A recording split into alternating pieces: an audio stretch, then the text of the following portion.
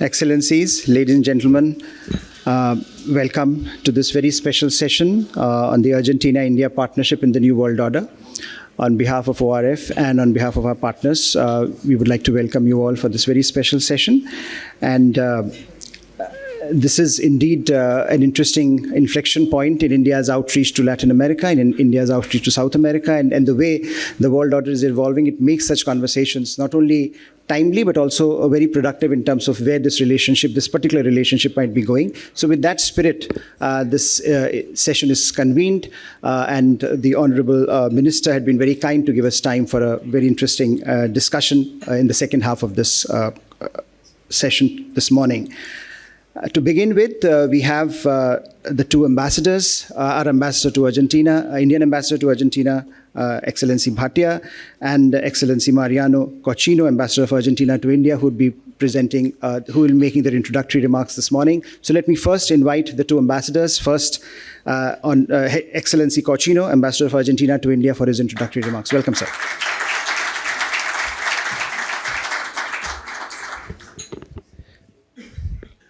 Minister, ambassadors, high commissioners, good friends, colleagues, dear Samir, President of ORF, it is a great honor for me to introduce our distinguished Foreign Minister, Diana Mondino, a good friend of mine and my wife, Barbara, for a number of years, and now my boss, to whom I will be grateful to be given the opportunity to serve as Ambassador of Argentina here in India in such an amazing time of its national history.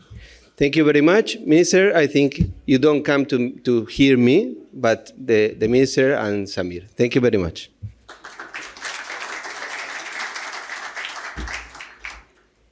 Can I now invite our own Ambassador, Excellency Bhatia, for his introductory remarks, sir.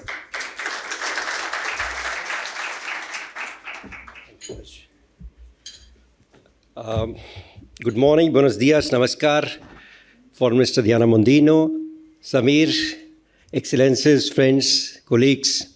I don't intend to be as brief as Mariano. In fact, the biggest challenge for two ambassadors, Indian ambassador to Argentina and Argentine ambassador to India, is to introduce the countries in their respective destinations. And today I'm not going to draw any conclusions. I'm not going to talk about the India-Argentina relations as such, but I'm going to draw a comparison through 4 C's, if you allow me, starting with the commonalities between India and Argentina. India is the 7th largest country in the world in terms of geographical area. Argentina is the 8th largest country in the world. Both countries are very diverse in geography and have all kinds of climates from north to south, as in India, pretty much in Argentina. Both are parliamentary democracies. There's a rule of law in both the countries. Population growth rates are somewhat similar. Right now in India, it's about 1.1%, and Argentina is about 1%. High youth population in both countries. Median age in India is about 28.4, and Argentina is 32.5. High level of education. There are large number of good institutions of higher education in both the countries. Let me come to the second C, contrast. India is the oldest civilization in the world. Argentina is just about 200 years old in terms of a nation. Argentina has population of about 46 million. India has 140 plus million, 1400 million. A ratio of about 1:31, and consequently the population density in India is very high. Interestingly, when India was still under complete British slavery, Argentina had already become one of the top 10 nations in the world in terms of economic growth.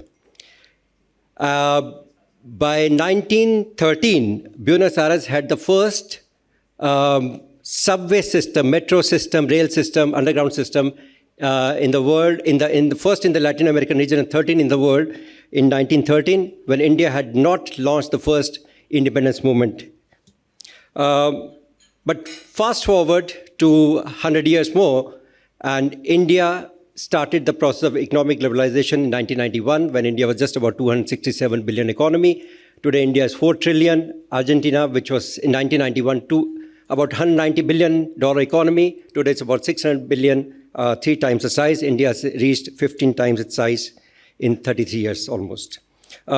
But GDP per capita of Argentina is still very high. It's $12,000 plus. India is just about $2,700. India, number of languages, pretty much more than 50, 100. I mean, nobody has the exact count, I guess, and about 550 dialects. Argentina has only one language, official language, that's Spanish. The male-female ratio is in favor of females in Argentina, whereas it's otherwise in India. Very interestingly, no wars will be fought in Argentina over fresh waters. It has got prolific rivers and lakes. Complementarity is the third C. Agriculture, both are large countries, but Argentina, by virtue of having less people, has got more to supply to the world. Mining and minerals, energy, and last but not the least is education institutions. Indian students go out of India to study all over the world. I think Argentina could also be one of the destinations. Lastly, the final C is challenges, the distance of 15,000 kilometers, connected by 2 oceans, and more importantly, lack of information. However, there's no lack of interest in both the countries. With these words, I rest my case. Thank you so much.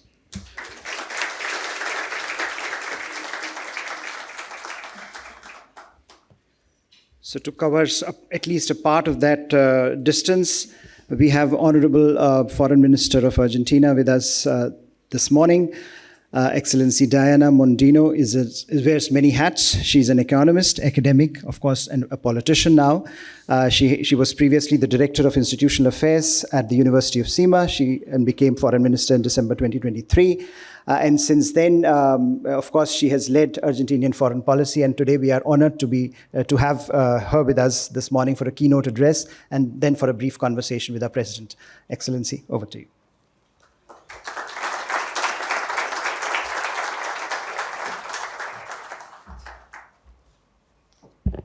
Well, thank you all for being here. I never expected such a big crowd. And I had prepared remarks, and you can see there, it was a very thick book of lots of data. But rather than doing that, I'll take opportunity about the title of the conversation and what you're saying here about the New World Order. And then I'll go to our thing. My thesis presentation 42 years ago was on the New World Order. It's either not new or not world or not order. So we're experiencing in the rest of the world not only all the terrible issues that we are seeing in Middle East or in Sudan or Russia with Ukraine, etc. It is actually that the world has found, at last, there's a way to grow. And it's the way to grow that has found India and many other Southeast Asia countries, and that Latin America still has to find. Us in Argentina are looking into that, and I can say for my fellow Latin American countries that are present here through their ambassadors, that you can see very easily that Latin America has a lot of resources. We have young population. We have the expectation that we, on our own markets and for the rest of the world, we could do far more things. However, we're not doing that in Latin America as a whole and in Argentina until exactly 10 months ago, when a new government took office. We just came across the street from the Gandhi Museum, and Gandhi was murdered in 1948. But his whole previous life had been devoted to a peaceful movement and work through different ways and saying we will be self-sufficient, we will be able to work on our own. We will not buy from England at the time the colonial power. What Argentina did, and many Latin American countries, I will not name them, though I can look at them, did exactly the opposite. Argentina said, I will not sell to you. And who's punished for that? Who's the one who loses the opportunity? Who's the one that cannot, if you don't buy from the cheapest and most effective producer, what is it that you're really protecting? You're not protecting your consumers or citizens. Maybe you're protecting some company in your own country, and that gives rise to crony capitalism. Or maybe you're just out of spite, out of a political issue, you're not allowing your own citizenship to grow. That is what Argentina was doing for decades. Now we're in a very strong process of changing it, and it's easy for us to do it, first of all, because we have seen what has happened in Argentina, that the economy has not grown. We have just heard Ambassador Bhatia talking about the differences in numbers, but all those differences that we've had are very, very importantly obvious. Argentina is one of the very few countries that, having had literacy rate of over 90%, over 95% at a certain rate, now we have a literacy rate of about probably 60 or 65. Having been a country with only 3, 5, 8% of poverty, now, I mean, official numbers are 30, but if 60% of our children live in poor families, then the relevant poverty number is 60%. We have an educated population. Now less people go into higher education. How come we destroyed all that? Or how come the rest of Latin America has not grown in that direction as they should? Some countries have. It's a long, expensive process. It takes a lot of understanding to go into that way. Well, let's take the example of the countries that have gone that way. And some countries have grown because they have incredible resources. Countries that have, for example, oil or gas, some countries that have found their wealth in the agricultural sector, but other countries, just because of the sheer force of the population, have grown, case of India. Well, Latin America as a whole, and particularly in Argentina, we are hell-bent on doing that. This is what we're going to do. We're opening up the economy. We're starting from very dire conditions, and we're going to try to sell to the world. If the world does not want to buy from us, it doesn't matter. We'll do it even better. And we will do it in a variety of ways. Now, you have to consider where Argentina was coming from. We had a rampant inflation, and not a phenomena of the last 2 or 15 years of the last government. We've had inflation for, 7 decades. And when I say inflation, it's not 8% that creates havoc in some European countries. We've had 25% a month. And we had 900% a month. I don't know how they measure 900%. I mean, nobody knows how to do that. In July 1989. We had 3 hyperinflations. We were on the verge of another one. As I mentioned, our social indicators are incredibly worse than they were a few years ago. Now we're trying to change that. How can we do it? Well, first of all, allowing people to work. We had a lot of restrictions on people's possibility of working. India doesn't have that. Other Southeast Asia countries don't have that. That's what we need to copy. That's why we need to look at what has been successful. There's a famous dictum from an American economist saying, don't look at what rich countries do. Look at what they did to become rich. And that's very important. Latin America as a whole, Argentina in particular, or Mercosur in particular, were facing certain restrictions, for example, as deforestation, restrictions on deforestation. We're facing some restrictions of lack of capital to grow. Well, what is needed to have more capital? Well, first of all, you need a very strong rule of law. Cost of capital does not come only from how much money you can save. Does not come only from whatever interest rate is. It comes from rule of law. And we must abide by the laws. When the new government took office last December, that's 10 months now, there were lots of restrictions, particularly in the foreign arena, that were coming from previous government. We didn't like them. But most of them, the ones that were enshrined in law, we are respecting them. Eventually, we may be able to change them through Congress. I don't know. But even if we don't like it, we're not saying, oh, okay, I don't, forget about it.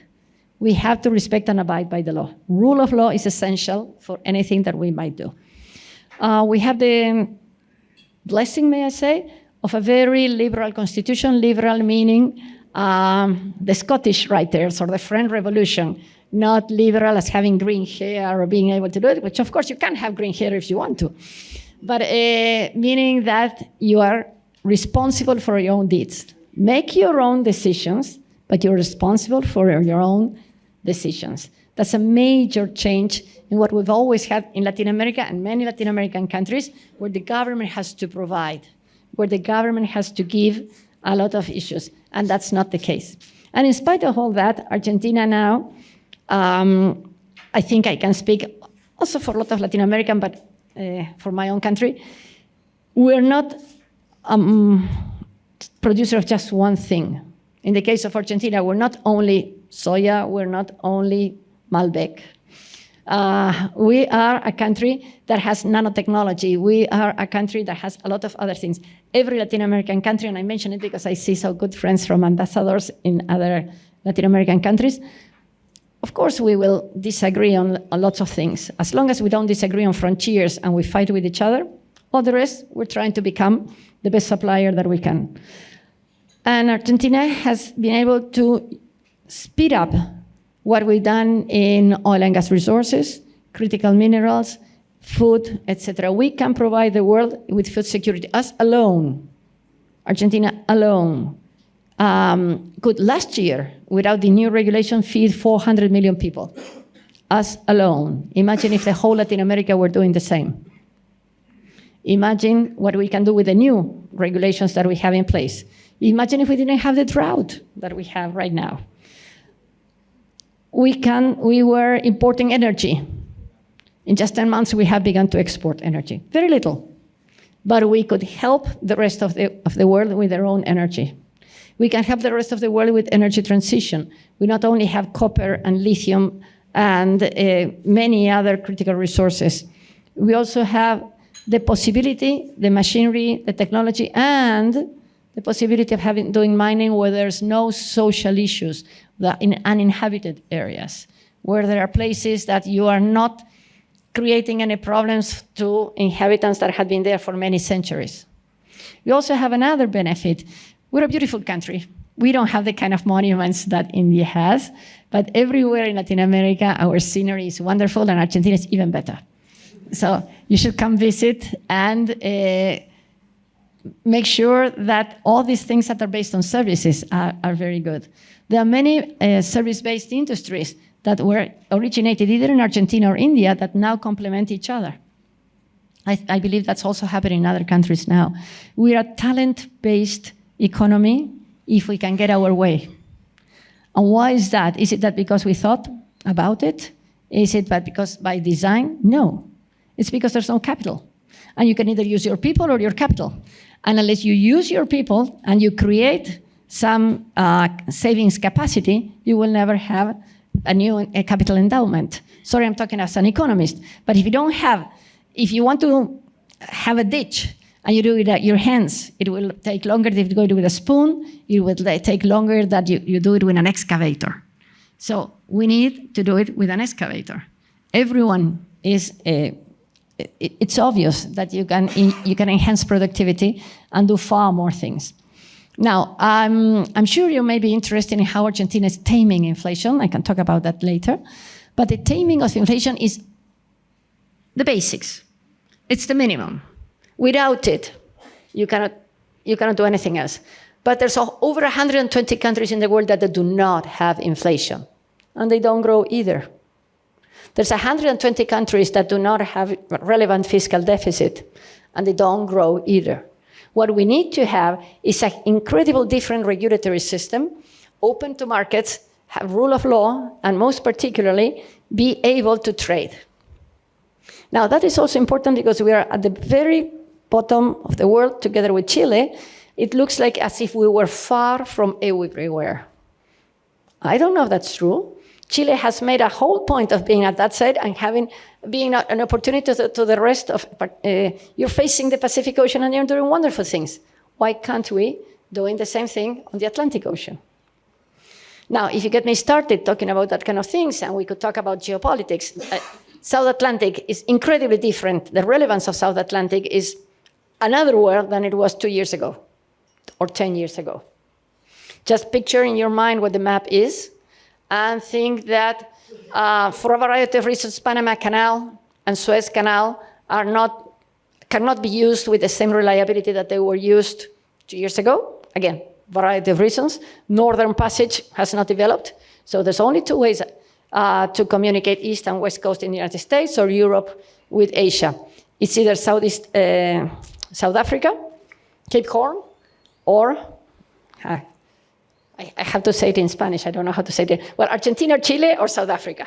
Okay? Either the ship goes this way or it goes the other way. There's only two ways you can do it without any additional need for infrastructure. You will need more days to go through there. But the needs for infrastructure, yes, if we can build infrastructure, it will be even better. But there's no need for that. We have access to Antarctica. And at the same time, we have incredible resources as regards fishing. Probably the best place to fish in the world is Argentinian coast right now. Unfortunately, we cannot protect it or have not been protected, and there are vessels from all sorts of origins other than Argentinians, or maybe Argentinians tend to not say that they're Argentinians, and that they're fishing there. But we could feed the world with our fishing. It is only recently known. The forestry products that we can produce, that what Uruguay has done in the last 15 or 20 years, they have forested their whole country. Argentina has forested a surface equivalent to the whole of Uruguay. We can provide the world with wood, and for a variety of reasons, again, it is probably the best place in the world to grow wood. Now, let's use those resources. We can complement with India. We can use technology. We can use markets to buy or sell, of course. We can use financing, of course. We could use resources, yours or ours. Ownership of resources in Argentina is not a problem. Any foreigner can own resources. So if you look at it from that whole value chain perspective, there's a lot of things that can be done. Let's seize the opportunity. I hope India and Argentina can do far more work. And having all these good friends from Latin America, I have to say Argentina. My other pin is only Argentina. The opportunities are there, but we're not alone. We're not alone. If Argentina or Chile or Uruguay or Colombia or Ecuador or Mexico can do it on its own, we can work together. We belong to Mercosur. Other countries have other treaties. We can all work together and have a much, much better world. And maybe someday there will be some sort of new world order. Well, thank you very much.